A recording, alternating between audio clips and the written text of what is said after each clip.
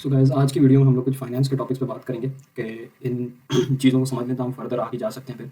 तो आज का जो हमारा गोल होगा वो time series, auto regression, moving average और एरिमा मॉडलिंग पे होगा। सही है। स्लाइड्स मैं गूगल की यूज़ कर रहा हूँ क्योंकि ये बहुत अच्छी बनी हुई है। सो टाइम सीरीज़ हमारे पास क्या होता है बेसिकली। टाइम सीरीज़ हमारे पास डेटा है जो कि पास्ट की फॉर्म में ना हमारे पास बना हुआ होता है। ठीक है, पास्ट की फॉर्म में हमारे पास डेटा होता है लाइक डेट वाइज, बट इसमें किस चीज़ का थ्रेशोल्ड है कि डेट वाइज डेटा पड़ा हो, लाइक 1 जनवरी, 2 जनवरी। ठीक है, हम सपोज कर लेते हैं एक सिनेरियो कि मेरे पास एक स्टॉक है फेसबुक का, मेटा बोल देते हैं उसे। ठीक है, तो मेटा का स्टॉक है तो 1 जनवरी को उसकी वैल्यू क्या थी, फिर सेकंड को क्या थी, थर्ड पे क्या थी। तो ये सारा जो है ना, ये सारी चीज़ें टाइम सीरीज है।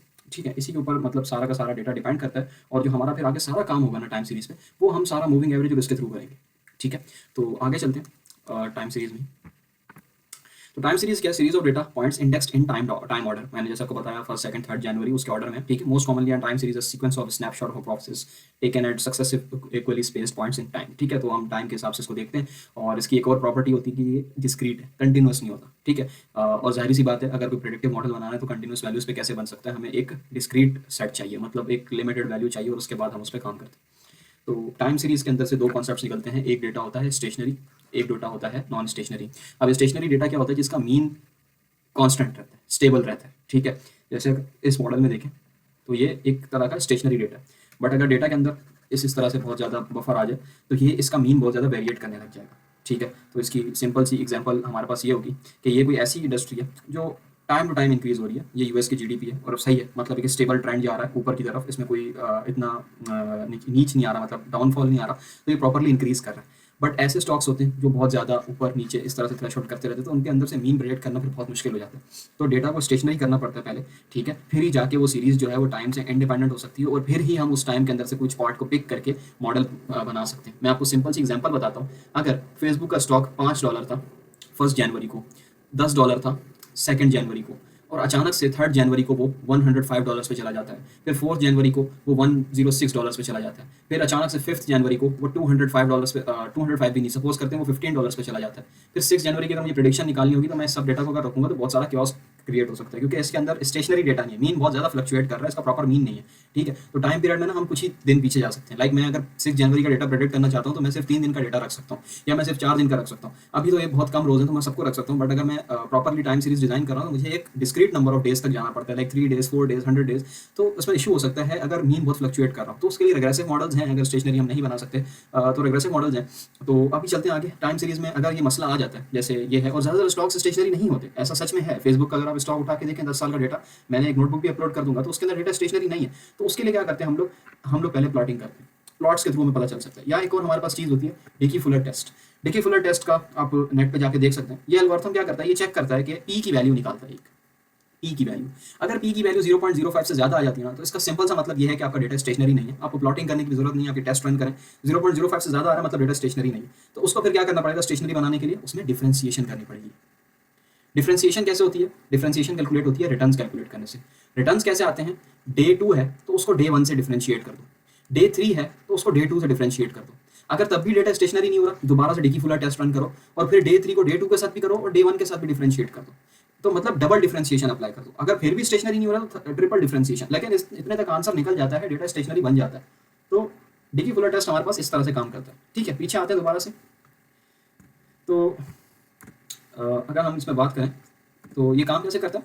One way to convert trendy data to stationary data is to differentiate it और डीमीन इट। तो इसका फॉर्मूला उन्होंने लिखा हुआ है 1 minus L into Y T is equal to Y T minus Y T minus one, मतलब आज का दिन। टी इज इक्वल टू आज का दिन, like 29th of January. T minus one is equal to 28th of January. 29th of January को 28th of जनवरी से minus करो तो आपके पास डिफरेंस निकल आएगा एक। तो डिफरेंस की वजह से स्टेशनरी की प्रॉपर्टी खत्म हो जाएगी। ठीक है, नॉन स्टेशनरी प्रॉपर्टी खत्म हो जाएगी, डेटा स्टेशनरी फॉर्म में आ जाएगा। ठीक है, तो आगे चलते हैं। तो डिकी फुलर टेस्ट बस उस पर अप्लाई करना है। असल में यहाँ पे तो हमें दिख रहा है ट्रेंड के थ्रू के डेटा स्टेशनरी नहीं है। अगर आप ये प्लॉट देखो ना तो ये फर्स्ट डिफरेंस आंसर है, इसमें अभी भी डेटा जो है वो नॉन स्टेशनरी है। अब इधर सेकंड डिफरेंशिएशन में वो काइंड ऑफ स्टेशनरी हो चुका है। ठीक है, इसको हम स्टेशनरी कह सकते हैं क्योंकि ये ट्रेंड जो है ना एक स्टेबल है, काइंड ऑफ स्टेबल है। ठीक है, ये आपको थोड़ा लग रहा होगा बट थोड़ा एक्सपीरियंस के साथ आपको समझ आ जाएगी कि ये काइंड ऑफ स्टेबल है, बट ये अभी भी नॉन स्टेशनरी है, ये स्टेशनरी डेटा है। ठीक है, मतलब इसके अंदर जो मीन और वेरियंस की फ्लक्चुएशन है वो थोड़ी सी स्टेबल है, तो हम इसको रख सकते हैं। खैर आगे चलते हैं। तो इस चीज़ के ऊपर हम डिकी फुलर टेस्ट अप्लाई करेंगे। अभी तो इन्होंने नहीं करके दिखाया, स्लाइड्स में नहीं है क्योंकि डेटा का पहले से ही पता था, बट सबसे पहले आपको डिकी फुलर टेस्ट अप्लाई करना होता है, फिर आपको आइडिया हो जाएगा कि 0.05 से ज़्यादा आ रहा है तो मतलब उसमें डिफरेंशिएशन करनी है। एक बार अप्लाई करो, दोबारा से डिकी फुलर टेस्ट लगाओ, चेंज हो रहा है ठीक है, फिर दोबारा से करने की जरूरत नहीं है, फिर आगे चलना है। ठीक है, कॉन्सेप्ट इन टाइम सीरीज की बात करें तो स्टेशनरी डेटा क्यों इंपॉर्टेंट है, तो वो कहता है कि मॉडल की स्टेबिलिटी को प्रिजर्व करने के लिए मॉडल के पैरामीटर्स स्ट्रक्चर जो टाइम के हिसाब से स्टेबल है हम उसी पे काम कर सकते हैं। मैंने आपको जो बात एक्सप्लेन कर दी पहले ही कि अगर एक स्टॉक $5 था आज से 6 दिन पहले, अचानक से वो $200 पे जा रहा है, फिर अचानक से वो $10 पे गिर रहा है, तो उसके अंदर जो मैं अगर किसी एक टाइम पॉइंट को पिक करके प्रेडिक्शन निकालूं तो मैं प्रॉपर्ली नहीं कर सकता। सिंपल सा कॉन्सेप्ट है। तो उसके लिए मुझे क्या करना पड़ेगा कि मुझे उसको स्टेशनरी करना पड़ेगा, फिर ही जाके मैं प्रॉपर्ली उसमें से इनसाइट्स कैलकुलेट करके ये चीज देख सकता हूँ कि मुझे उसमें किस तरह से इन्वेस्ट करना है। अगर मैं कोई भी टाइम सीरीज पिक कर रहा हूँ, कोई भी टाइम पिक कर रहा हूँ, मतलब 100 दिन का डेटा है, मैं अगर कोई भी सिलेक्टिव 6 दिन का स्लॉट पिक कर रहा हूँ, तो ऐसा होना चाहिए जो सबको रिप्रेजेंट कर सके, एक तरह की समरी प्रोवाइड कर सके। तो उसके लिए स्टेशनरी होना बहुत इंपॉर्टेंट है। यहाँ पे उन्होंने लिखा हुआ भी है कि stationary matters because it provides a framework in which averaging used in AR and MA processes, autoregressive and moving average, आगे मैं एक्सप्लेन करूंगा इस चीज को, can be properly used to describe the time series behaviour. Time series के हिसाब से क्यों स्टॉक्स में चेंजेस आ रहे हैं, इसके अंदर सिर्फ स्टॉक्स नहीं है, ये सेल्स के डेटा पे काम कर सकता है, टेम्परेचर के डेटा पे काम कर सकता है, बहुत सारे सिनेरियोज ऐसे हैं जिसमें हम टाइम सीरीज अप्लाई कर सकते हैं। कॉन्सेप्ट्स और टाइम सीरीज के अगर कॉन्सेप्ट्स की बात करी जाए तो टाइम सीरीज कहाँ कहाँ पे मतलब यूज हो सकता है, ट्रेंड के अंदर आ सकता है। जब ट्रेंड्स आते हैं, लाइक फॉर सपोज कोविड एक ट्रेंड था, अगर बायजूस की कंपनी की बात की जाए तो उसने बिलियंस ऑफ डॉलर्स रेस किए थे कोविड के टाइम पे। वहीं पे ओयो की बात की जाए तो कोविड के टाइम पे ही क्रैश कर गया था, क्योंकि होटलिंग और ये सब चीजें बंद होने लग गई थी, और फिर बिहाइंड द सीन्स और भी रीजन थे, तो ट्रेंड्स नीचे हो गए थे। ये एक ट्रेंड है। फिर आते हैं सीजनल डेटा के ऊपर। तो सीजनल क्या है हमारे पास, के सीजनल के हिसाब से लाइक कोई ऐसा बिजनेस है, लाइक बात की जाए टूरिज्म की, तो विंटर्स के अंदर टूरिज्म ओवरऑल ज्यादा होता है, क्योंकि वेदर प्लेजेंट होता है, तो ज्यादातर लोग ट्रैवल करने की कोशिश करते हैं। हाँ, रशिया साइड पे या इन कंट्रीज में जहाँ पे बर्फबारी बहुत ज्यादा होती है वहाँ पे ट्रैवल नहीं होता, but middle eastern countries, Pakistan, India, ये साउथ एशियन कंट्रीज, ये सारे कंट्रीज के ऊपर टूरिज्म बढ़ जाता है। तो ये सीजनल। फिर इसी तरह से इरेगुलर ट्रेंड्स होते हैं, इरेगुलर टाइम सीरीज डेटा होता है जिसके अंदर मतलब खास ट्रेंड्स नजर नहीं आते, खास चीजें नजर नहीं आती, बस फ्लक्चुएशन हो रही है, कभी बढ़ रहा है, कभी कम हो रहा है, कभी किस वजह से हो रहा है, कभी किस वजह से हो रहा है, लाइक कभी किसी न्यूज़ की वजह से हो रहा है, कभी कोई कंपनी ने अच्छा प्रोडक्ट लॉन्च कर दिया तो उसकी वजह से हो रहा है। अगर इसकी इरेगुलर डेटा में बात की जाए तो सिंपल सा अभी रिसेंट जो क्रैश हुआ है यूएस मार्केट्स का डीप सीक की वजह से, तो वो भी एक इरेगुलर सा टाइम सीरीज कह सकते हैं कि अचानक से इतना बड़ा क्रैश आ गया उसकी वजह से। हालांकि वो न्यूज़ एक महीने से लॉन्च थी, एक मंथ से सबको पता था उसके बारे में, बट अचानक से उस न्यूज़ को थोड़ा सा मैनिपुलेट किया गया तो मार्केट क्रैश हो गई। तो ये सारी चीज़ें हमारे पास टाइम सीरीज में गैदर की जाती हैं। How do we change stock prices to be more stationary. तो स्टॉक प्राइसेस क्या है, ट्रेंडिंग होती हैं, अप जाती रहती हैं या डाउन जाती रहती है, but any case they have changing mean over time. जाहिर सी बात है, अगर एक कंपनी है वो 20-25 साल से रन कर रही है तो वो जाहिर सी बात है प्रॉफिट कर रही है तभी रन कर रही है, और अगर वो प्रॉफिट कर रही है तो मतलब उसका स्टॉक ऊपर जा रहा है। हाँ, वो फ्लक्चुएट होता रहेगा, ऊपर नीचे होगा, बट वो ये है कि अपने इनिशियल से आगे जाते जाते बढ़ जाएगा। जैसे ये इन्होंने स्टॉक दिखाया हुआ 1991 में, इसकी वैल्यू देखें और 2013 में देखें, बट बीच में देखें तो क्रैशेस भी बहुत आ रहे हैं यहाँ पे। सही, तो ये चीज़ है। तो इनका मीन तो चेंज हो रहा है, स्टॉक प्राइसेस का ट्रेंड अपवर्ड जा रहा है, डाउनवर्ड जा रहा है। Hence we must differentiate stock prices to get daily, monthly और एनुअल रिटर्न्स। तो अगर आपको डिफरेंशिएशन करनी हो और आपको नहीं पता तो डेटा को या तो आप मंथ्स के हिसाब से ग्रुप बाय कर दो और फिर डिफरेंशिएट कर दो। अगर आपको मंथली रिटर्न्स निकालने हैं, ईयर के हिसाब से ग्रुप बाय कर दो ईयरली रिटर्न्स के लिए, डे के हिसाब से ग्रुप बाय कर दो डेली रिटर्न्स के लिए। ठीक है, ओके, सो आगे चलते हैं।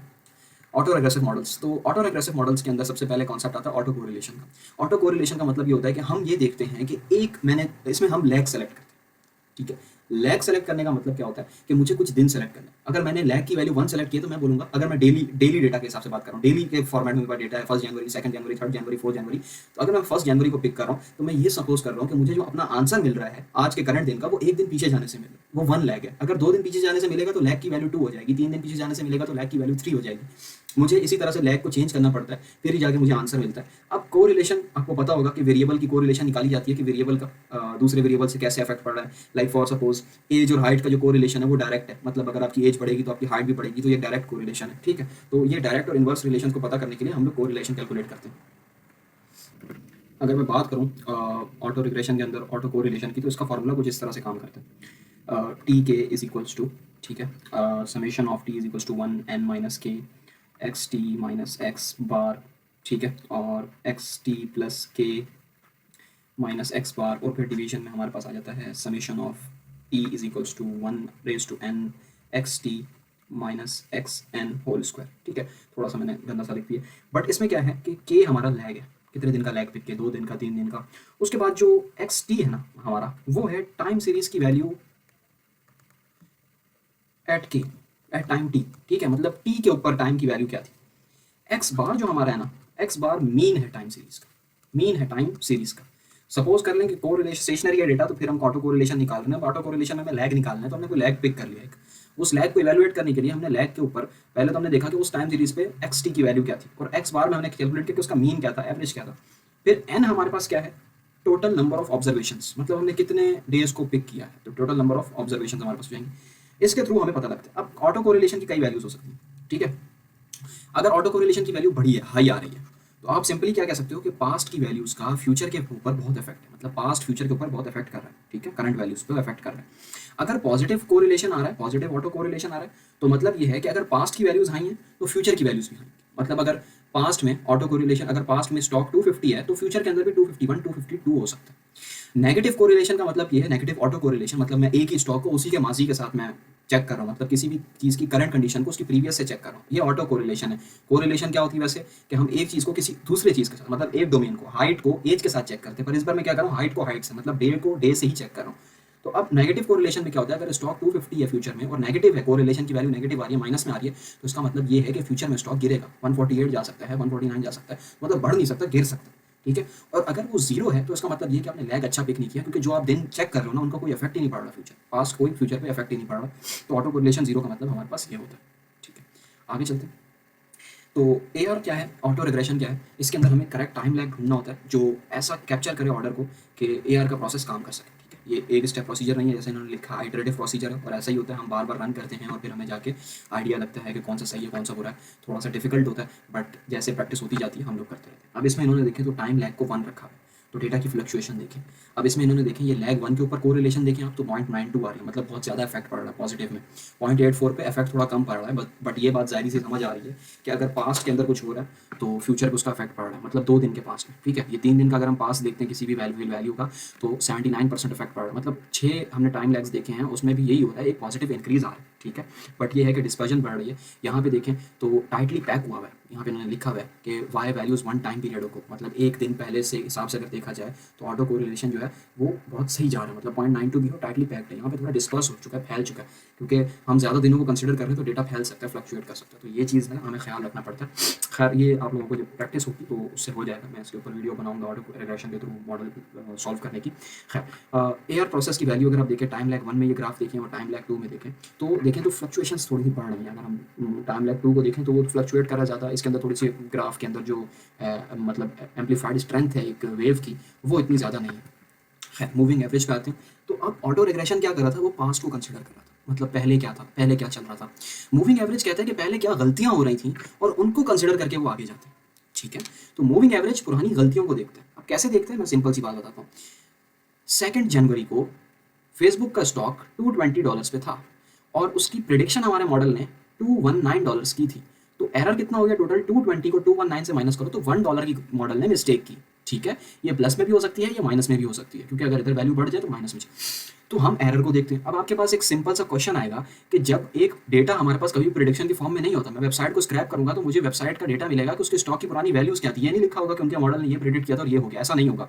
तो मैं क्या करूंगा, मेरे पास जो डेटा पड़ा होगा, लाइक फेसबुक का मेरे पास डेटा पड़ा हुआ है $220 $221 $222, मैं इसी के ऊपर कोई भी मॉडल लगा के मैं प्रेडिक्शंस निकाल लूंगा पहले धक्के से ही, मतलब कोई भी प्रेडिक्शंस निकाल लूंगा। ऐसा नहीं कि मैं अपनी तरफ से कुछ लिखने लग जाऊँ, मैं इस पर लीनियर रिग्रेशन लगा सकता हूँ या ऑटो रिग्रेशन भी लगा के मैं कर सकता हूँ, बस कोई प्रेडिक्शंस निकाल दूंगा, वो इधर आ जाएंगी, इधर आ जाएंगी। फिर एरर जितना ज्यादा होगा मॉडल उस एरर को कम करने की कोशिश करेगा। यहाँ पे उसने लिखा हुआ है कि we get error terms how wrong our moving average was compare to the actual value, but there can be more than one error term since there can be many moving averages. हो सकता है हम बहुत ज़्यादा दिनों की बात करें। सो अगर हम मूविंग एवरेज की बात करें, 1 सेकेंड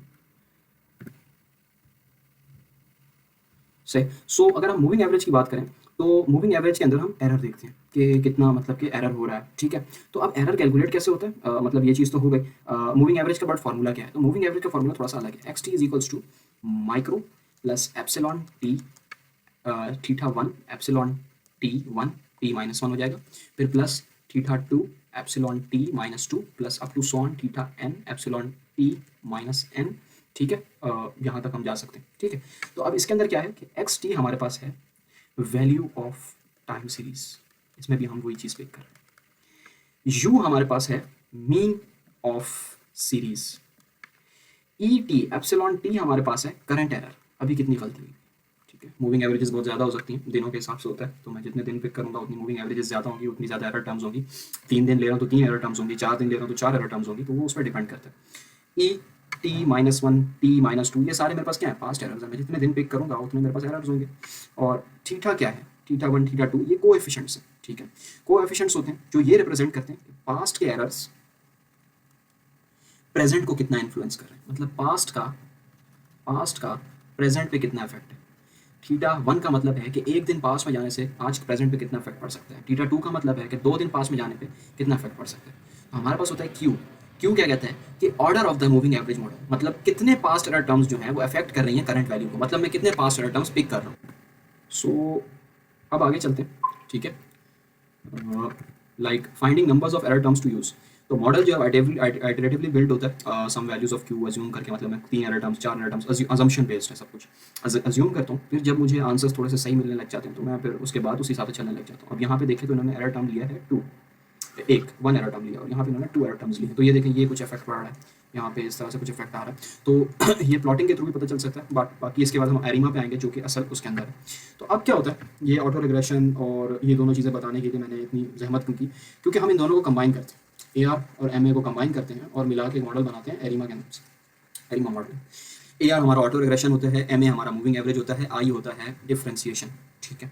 तो इसके अंदर हम क्या करते हैं कि इन दोनों को साथ लिख लेते हैं। तो P हमारा क्या होता है कि हम कितने दिन पीछे जा रहे हैं प्रायर, Q हमारा हम कितने एरर टर्म्स पिक कर रहे हैं, फिर D हमारा एक और वेरिएबल आता है जो I के लिए बनाया जाता है, ठीक है। इसके ऊपर हम बात करेंगे आगे चल के, ठीक है। आगे चलते हैं, सही। So lag P term define signifies how many prior time periods that each observation is highly correlated to, मतलब मैं कितनी टाइम पीरियड्स ले सकता हूँ। इसके लिए मुझे AR पहले अप्लाई करना पड़ेगा, मुझे सर्टेन पी की वैल्यू मिलेगी। मैं बोल दूंगा कि मुझे इतने दिन का लैग रखना है, 3 दिन का, 4 दिन का, जिस पी की टर्म मेरे पास आएगी मैं उसको रखूँगा। फिर हमारे पास आता है क्यू। क्यू ये बताता है कि मैं कितने पुराने एरर टर्म्स ले रहा हूँ, ठीक है, 2 दिन 3 दिन, ठीक है, जितने भी हो सकते हैं, क्योंकि हमें सडन ट्रेंड चेंजेस को कैप करना है। एरिमा मॉडलिंग में आ जाते हैं। तो एरिमा मॉडलिंग के अंदर एक और चीज़ आती है, इन्होंने जैसे लिखा आई, डिफरेंशिएशन लिख दिया, सॉरी, इंटीग्रेशन के लिए होता है। आई क्या करता है, स्टेशनराइज करने में हेल्प करता है, ठीक है। अगर आई की वैल्यू हो 0, अगर आई की वैल्यू ये लोग लिखते हैं 0, तो आई की वैल्यू 0 का मतलब ये है कि इसमें डिफरेंशिएशन नहीं करनी, डेटा स्टेशनरी है। अगर आई की वैल्यू 1 है तो एक बार माइनस करना पड़ेगा, हर पिछले दिन के साथ एक बार माइनस करना पड़ेगा। अगर आई की वैल्यू 2 है तो मतलब मुझे 2 टाइम्स जो है वो सब्ट्रैक्शन अप्लाई करनी है। अगर आई की वैल्यू 3 है तो मुझे 3 टाइम्स मतलब डिफरेंशिएशन करनी है, मतलब 3 दिन पीछे के साथ डिफरेंशिएशन करनी है। तो ये आई की टर्म्स होती है, ठीक है। लेकिन इसके लिए आपको पहले क्या करना पड़ेगा, मैं अगर आपको पूरी पाइपलाइन समझाऊँ तो पहले आपने टाइम सीरीज़ को चेक करना है, ठीक है। टाइम सीरीज़ को आपने चेक करना है कि वो कितनी अच्छी तरह से बनी हुई है। डी की फुलर टेस्ट आपने अप्लाई कर दिया। डी की फुलर टेस्ट अप्लाई करने के बाद आप उसको डिफरेंशिएशन अप्लाई करके स्टेशनराइज कर दोगे। अगर आपने 2 बार किया तो आप बस नोट डाउन कर लो कि मैंने डी की वैल्यू 2 रखनी है आगे जाके, ठीक है।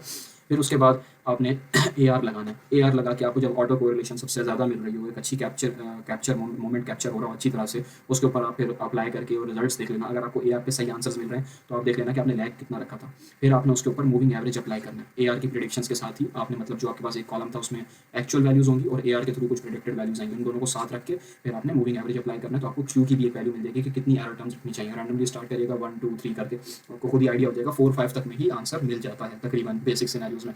तो हमें इस तरह से अंदाजा हो जाएगा, फिर हम उस सबको ऑल एट वन प्लेस कर देंगे, क्योंकि एरिमा फिर एक स्ट्रॉन्ग मॉडल अप्रोच बन जाता है, क्योंकि हम 2 स्ट्रॉन्ग अप्रोचेस को साथ इंटीग्रेट कर रहे हैं। सो आगे चलते हैं इसमें। So ARIMA modeling, there will be 3 parameters that will be needed, ठीक है। D term tells ARIMA that we are now predicting the difference between one prior period and the new period, ठीक है। जो मैं डिफरेंशिएशन की बात कर रहा था वो इस तरह से यहाँ पे इस्तेमाल होती है। D is equals to 1 may cause stationarity for a model, D is equals to 2 may capture exponential movements in our series। इसके ऊपर इन्होंने आगे बात की भी है कि जैसे ये है 1 का मतलब है P की वैल्यू 1 है। P की वैल्यू का 1 क्या है कि model is correlated with 1 output prior, मतलब एक पुरानी वैल्यू से वो अटैच हुआ है। एंड 2 प्रायर एरर टर्म्स, अगर ये क्यू की वैल्यू उन्होंने 2 दी है, 2 प्रायर एरर टर्म्स के साथ वो अटैच हुआ तो वो हेल्पफुल होंगी प्रेडिक्ट करने में नेक्स्ट वाई की वैल्यू, मतलब आप फ्यूचर प्रेडिक्ट करने में वो पुरानी 2 टर्म्स जरूरी रहेंगी। 0 in the middle implies that the data is already stationary. 0 से ज़्यादा हुआ तो मतलब स्टेशनरी नहीं है, डिफरेंशिएशन लगाई जाएगी। और इसी के कॉम्बिनेशन से हम मल्टीपल मॉडल्स बना सकते हैं, सेरिमा फॉर सीजनैलिटी, अर्फीमा, सेरिमैक्स, इस तरह से हमारे पास बहुत सारे मॉडल्स होते हैं, ठीक है। थैंक